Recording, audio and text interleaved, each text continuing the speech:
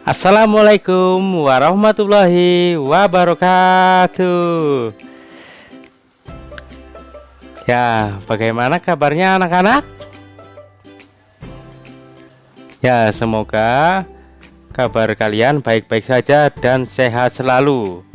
Ya, hari ini kita akan belajar tema 9, subtema 1, pembelajaran 4, yaitu tentang benda-benda di sekitar kita. Nah, untuk tujuan pembelajarannya bisa kalian lihat sendiri. Ya, sudah. Nah, tahukah kamu? Nah, itu ada apa? Peta Indonesia. Nah, Indonesia mempunyai kondisi geografis yang unik di antara negara-negara yang ada di Asia Tenggara. Lalu, Indonesia disebut juga negara maritim dan negara agraris. Nah, apakah kalian tahu apa itu negara maritim dan negara agraris?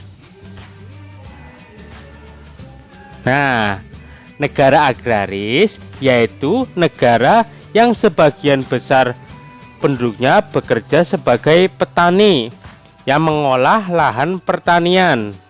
Sebagai negara agraris, tentu saja negara Indonesia memiliki lahan subur yang sangat cocok untuk pertanian dan perkebunan. Lalu, apa itu negara maritim? Nah, negara maritim adalah negara yang mempunyai luas laut lebih besar dibandingkan dengan luas daratan yang terdiri atas pulau-pulau. Oleh alasan itu, penduduk yang tinggal di negara bahari banyak memanfaatkan sumber daya kelautan untuk memenuhi kebutuhannya.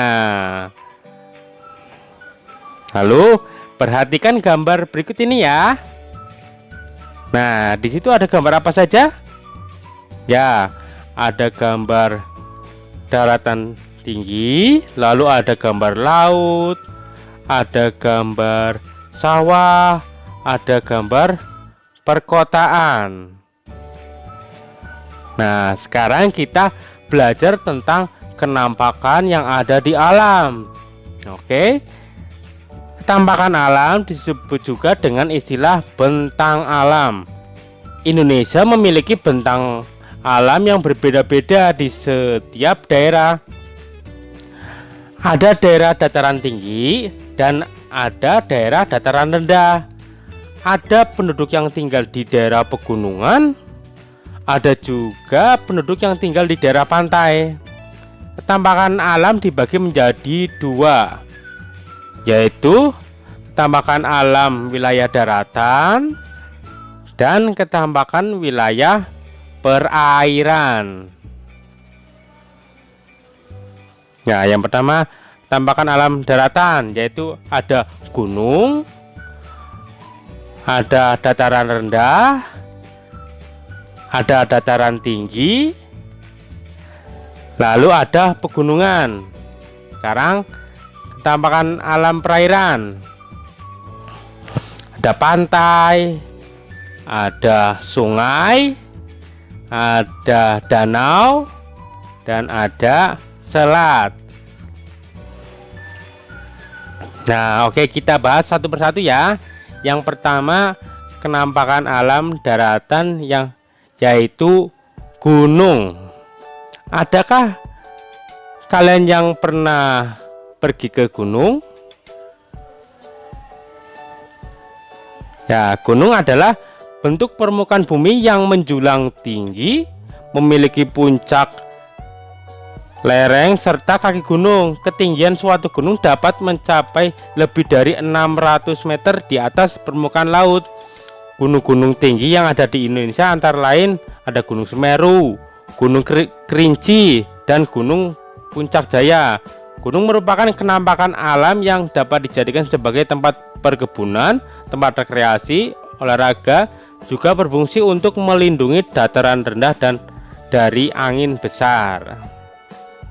Lalu yang kedua adalah dataran tinggi.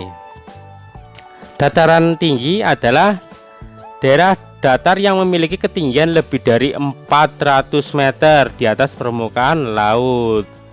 Nah, dataran tinggi dapat dimanfaatkan untuk perkebunan maupun tempat peristirahatan. Selain itu, dataran tinggi digunakan untuk menanam tanaman jenis sayuran dan buah-buahan.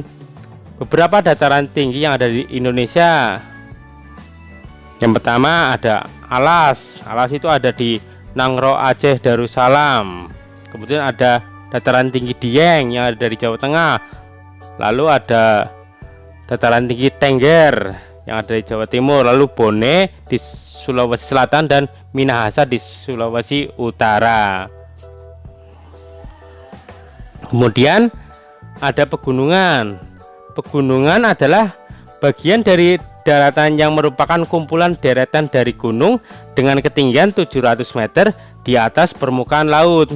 Pegunungan umumnya dipakai untuk rekreasi atau tempat peristirahatan. Beberapa kenampakan alam berupa pegunungan di Indonesia antara lain ada Pegunungan Dieng, Pegunungan Sewu, dan lain sebagainya. Lalu ada dataran rendah. Dataran rendah adalah bagian penampakan alam dari permukaan bumi dengan letak ketinggian 0 sampai 200 meter di atas permukaan laut yang bermanfaat sebagai lahan pertanian, perikanan, pemukiman, dan peternakan. Dataran rendah pada umumnya terdapat di sekitar pesisir pantai. Kemudian ada kenampakan alam perairan. Yang pertama yaitu pantai. Nah, siapa di sini yang suka pergi ke pantai? Ayo. Nah, oke. Pantai adalah penampakan alam di perairan yang berupa dataran yang berbatasan dengan laut yang bermanfaat sebagai tempat wisata, perikanan, dan hutan bakau. Kemudian ada sungai. Sungai adalah air yang secara alamiah mengalir melalui sebuah saluran alam. Umumnya sungai akan bermuara sampai ke danau-danau atau ke laut. Kemudian ada danau. Danau adalah genangan air yang amat luas yang dikelilingi daratan. Danau digunakan untuk tempat pariwisata. Salah satu contoh penampakan alam danau yang paling indah dan terbesar di Indonesia adalah Danau Toba yang terdapat di Pulau Sumatera, tepatnya di Sumatera Utara. Kemudian selat. Selat adalah perairan atau laut sempit yang menghubungkan dua buah pulau. Indonesia adalah negara kepulauan, oleh karena itu banyak sekali selat yang terdapat di Indonesia. Beberapa selat di Indonesia antara lain ada Selat Sunda, Selat Karimata, ada Selat Bali, ada Selat Makassar, dan ada Selat Badung, Selat Berhala, dan Selat Rote. Oke, kalian tadi sudah mempelajari tentang penampakan alam daratan dan perairan. Nah, oke. Sekarang kita akan belajar tentang iklan. Oke. Perhatikan gambar. Itu ada gambar apa? Ya, itu ada gambar depot air isi ulang air mineral. Nah, air mineral itu biasanya air dari gunung. Oke, apa itu iklan? Nah, kalian tentu saja sering melihat iklan di mana-mana, ada di TV, lalu di pinggir-pinggir jalan, di media cetak, di handphone, juga sering melihat iklan. Nah, apa sih itu iklan?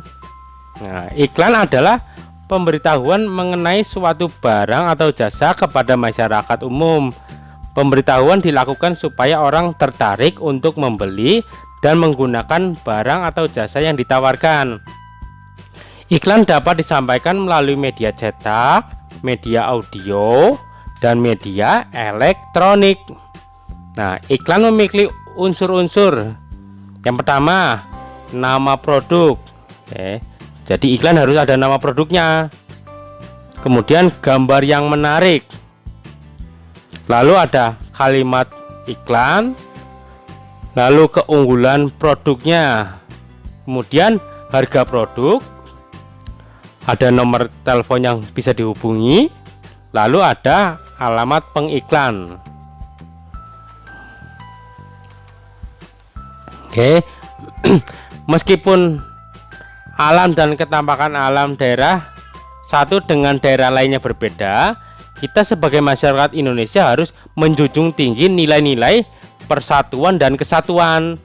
Untuk mewujudkan nilai-nilai persatuan dan kesatuan dapat dimulai dari hal-hal kecil yang ada di sekitar kita. Ya, gitu. Itu contohnya sedang bersih sekolah. Nah, contohnya ada Pak Tagor mengajak Siti dan teman-temannya membersihkan parit kecil di samping sekolah. Pak Tagor meminta anak-anak membersihkan sampah yang menghalangi aliran air. Pak Tagor juga meminta anak-anak mencabut rumput ilalang di sepanjang parit.